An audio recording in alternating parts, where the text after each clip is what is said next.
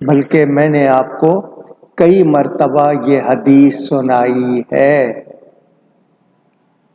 کہ جب ایمان والا پل صراط سے گزرے گا تو جہنم کی آگ پکارے گی، اے مومن جلدی سے گزر جا، اس لیے کہ تیرا نور میری آگ کو بجھا رہا ہے۔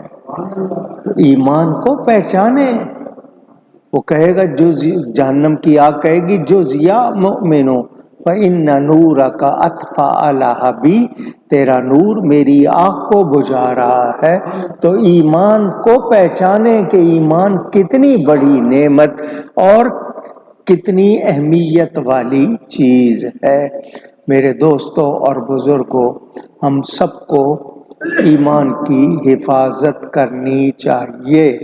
اسی لیے مثنوی شریف میں بھی ہے کہ اسے آگ کہے گی، اے حشمت والے جلدی گزر جا، ورنہ تیرے عشق کی گرمی سے میری آگ بجھ جائے گی۔